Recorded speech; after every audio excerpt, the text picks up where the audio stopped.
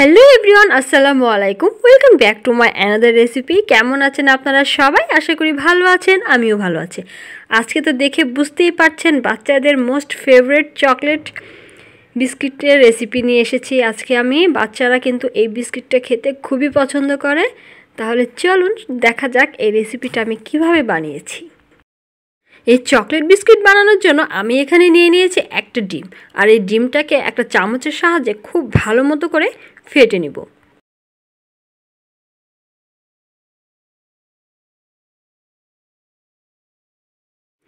যখন কি না ডিমটা এভাবে খুব ভালো মতো করে ফেটা হয়ে যাবে, তখন আমি এখানে 4 টেবিল চামচ পরিমাণ চিনি দিয়ে দিচ্ছি। এই চিনিটা ডিমের সাথে খুব ভালো মতো করে ফেটে একেবারে ডিমটা আর চিনিটা মিক্স করে ফেলতে হবে।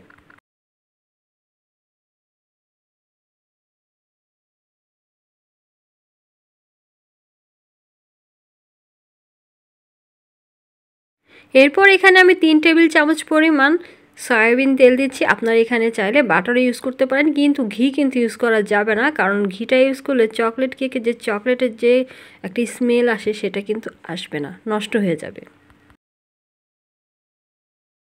এরপর চকলেট অ্যাড করার পালা। এখানে আমার কাছে আছে ক্যাডবেরি হট চকলেট পাউডার। এটা দিয়েই আমি এই চকলেট কেকের চকলেট বিস্কিটের চকলেটটা দিব। আপনারা এখানে আপনাদের কাছে এটা না থাকলে কোকো পাউডারও 3 টেবিল চামচ দিয়ে দিবেন। আমি এখানে এই ক্যাডবেরি হট চকলেটের পাউডারটা দিয়ে দিচ্ছি 3 টেবিল চামচ। এভাবে খুব ভালো মতো করে মিক্স করে নিতে হবে এই ডিমটার সাথে।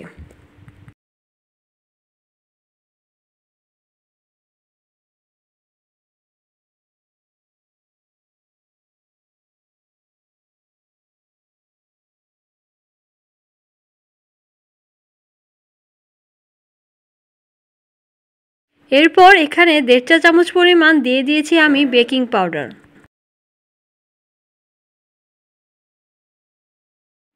বেকিং পাউডারটাকেও খুব ভালো মতো এই ব্যাটারটার সাথে মিক্স করে নিতে হবে।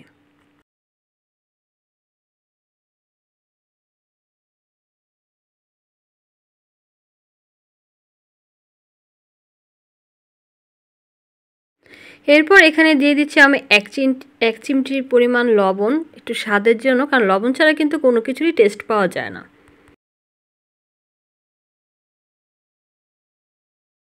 এরপর এখানে আমি অ্যাড করব 1 কাপ পরিমাণ ময়দা। এটাকে আমি একটা চালনির উপরে দিয়েছি, চালনি দিয়ে ভালো মতো চেলে দেব যাতে কোনো লাম্পস না থাকে, মানে দলা দলা যাতে না থাকে। এজন্য আমি এটাকে চেলে নিয়েছি, তাহলে বিস্কুটগুলো খুব স্মুথ দেখা যাবে। এরপর চামচটা দিয়ে একটু মিক্স করে তারপর হাতটাই ইউজ করতে হবে। হাত দিয়ে খুব ভালো মতো করে মেখে একটা মিশ্রণে, বা আমরা যে রুটি তৈরি করি ডো, এরকম একটা ডোয়ে পরিণত করতে হবে।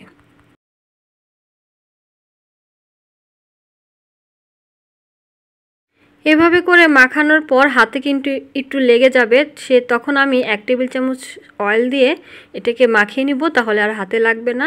এরপর যে মোল্ডটাতে আমি বিস্কিটটা আমি গ্যাসের চুলায় রান্না করব, তাই আমি একটা মোল্ডে তেল মাখিয়ে নিয়েছি। এরপর আমি একটু একটু করে নিয়ে এভাবে করে রাউন্ড এভাবে গোল গোল শেপে তৈরি করেছি। এরপর আমার কাছে এরকম একটা কিউট একটা কাঁটা চামচ আছে, এটা দিয়ে আমি এভাবে করে এই পাশে 3টা ও পাশে 3টা, আপনারা চাইলে বড় কাঁটা চামচ দিয়ে এভাবে করে দিতে পারবেন।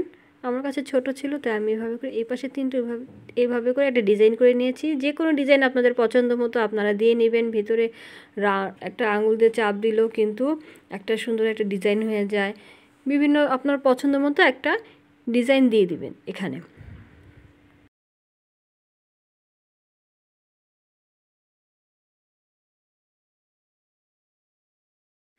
এরপর এই কুকিগুলো বানানো কিন্তু অলমোস্ট ডান।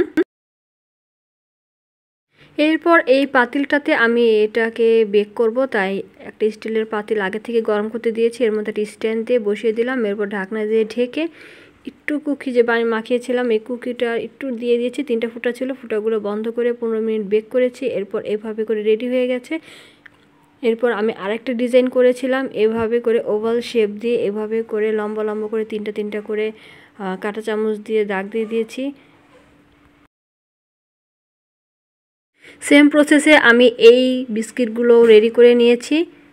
বিস্কিটগুলো নামানোর সময় কিন্তু অনেক সফট থাকবে, দেখে ভয় পাবেন না, মনে করবেন যে বিস্কুট হয়নি, এটা মনে করবেন না। যখন ঠান্ডা হয়ে যাবে তখন কিন্তু ঠিকই ক্রিস্পি আর শক্ত হয়ে যাবে।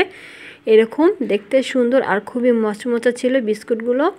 আশা করি আমার এই রেসিপিটা আপনাদের অনেক ভালো লেগেছে। ভালো লেগে থাকলে আমার চ্যানেলটা একটু সাবস্ক্রাইব করবেন, ফেসবুক থেকে দেখে থাকলে ফলো করবেন, লাইক করবেন, শেয়ার করবেন এবং আপনার মন্তব্য, মূল্যবান মন্তব্য আমাকে অবশ্যই জানাবেন। আমি কিন্তু আপনাদের কমেন্ট পড়তে খুবই পছন্দ করি। আজ তাহলে এখানেই বিদায় নিচ্ছি। আল্লাহ হাফেজ।